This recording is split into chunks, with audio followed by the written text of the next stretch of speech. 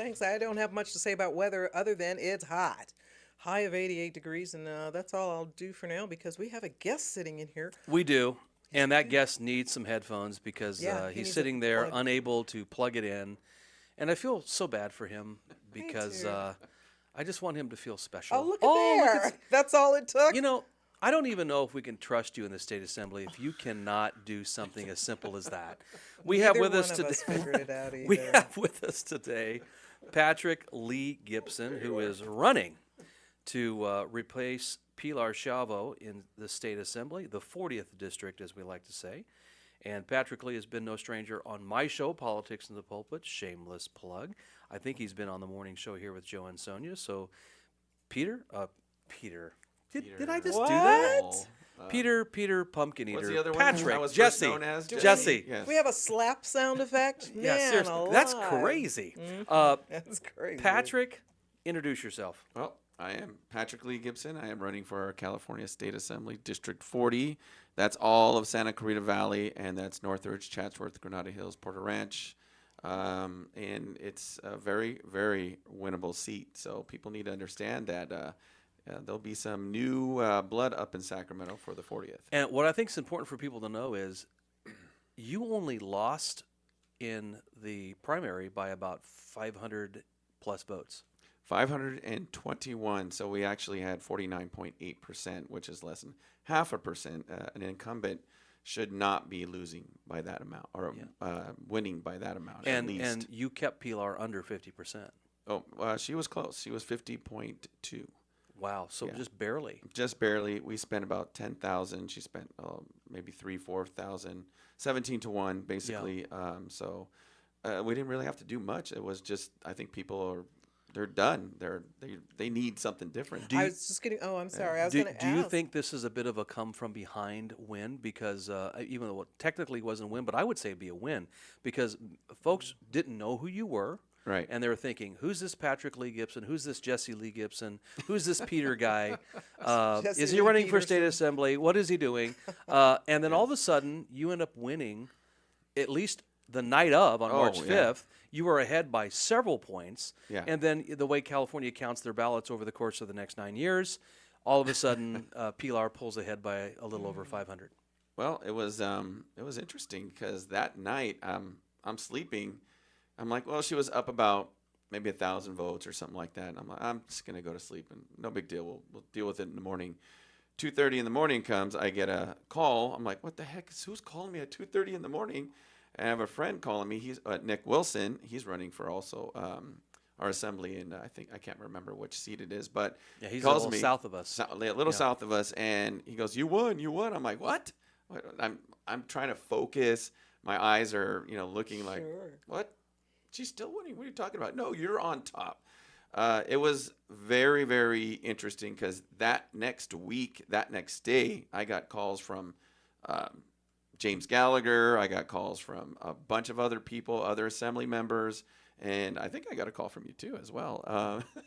Just people were surprised. They didn't think that someone like me, basically no name, could come in and just say, "Hey, I'm here. You guys got to pay attention now."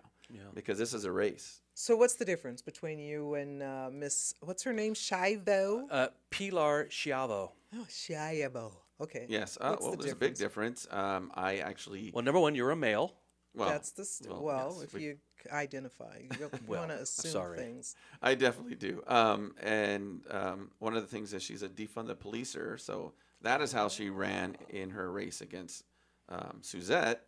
And we even got video. We have pictures of her calling for defund the police. It's all there. So, yeah, That's a big difference. Don't you, if I'm not mistaken, don't you have a background in law enforcement? I do. I'm a retired deputy, 24 years from LA County Sheriff's Department. I've seen it. I've done it. And, I can actually tell you what's on the street and why it's there.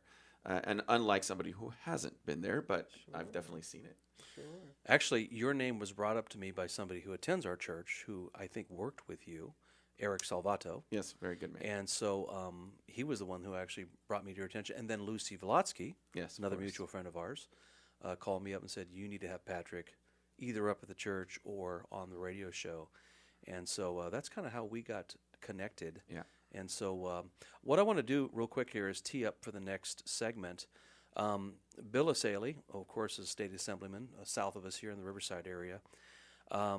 There's a little bit of a spat going on between him and Pilar, and of course you, in reference to a particular bill that State Assemblyman Bill Asaley had tried to get a vote on, and all of a sudden Pilar did not want to touch this with a 10-foot pole. And so we're going to talk a little bit about this protect pedophile type bill. And so if you got kids out there, just to keep in mind, we're going to try to talk in code here. We have with us this morning, again, as he says, and I don't think presumptuously, our next state assemblyman, Patrick Lee Gipson. We need to get rid of Pilar Chavo. And as Patrick and I and Sonia were discussing during the break, she is not from here. No. Where is she from? She's other than original. Mars? Right, that's what I thought. Ooh, I don't know.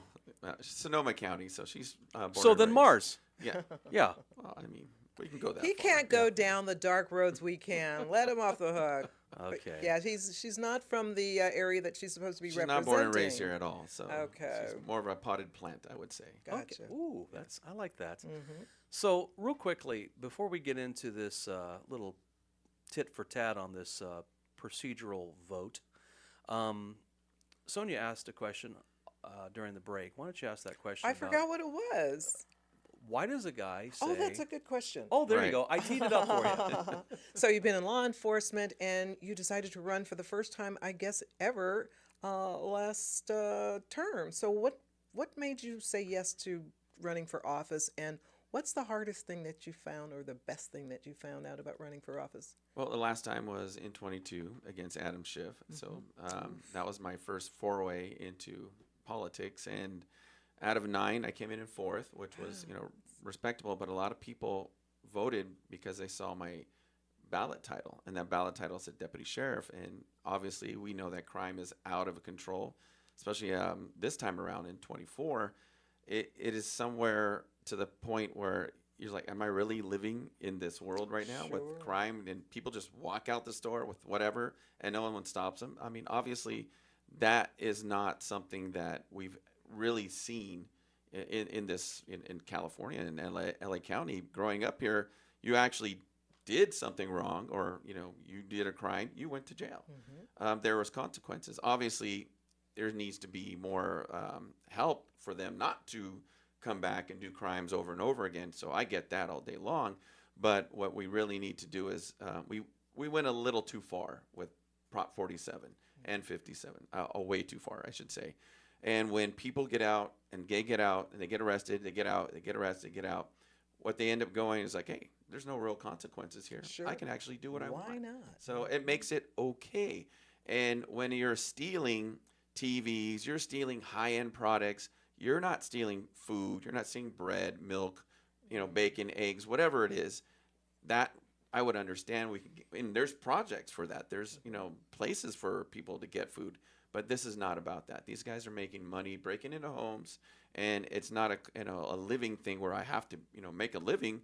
We can all do that with hard work. And I grew up homeless a little bit over here in Bouquet Canyon. Really? Oh, yeah. Were you given whiskey and beer? Oh, Vodka and beer? Maybe my dad might have had Oh, that. okay, all right. But not us, But I come from nothing. We worked hard to get the things that we needed. I have a wife who's an immigrant from Armenia. So she owns a security business. So, you have to work hard in this country to make things happen, but you have that ability to do that. With my opponent, she wants to take that all away from you. It's like you don't deserve that. The government needs to run everything. So we know when government gets involved in stuff, you have longer lines.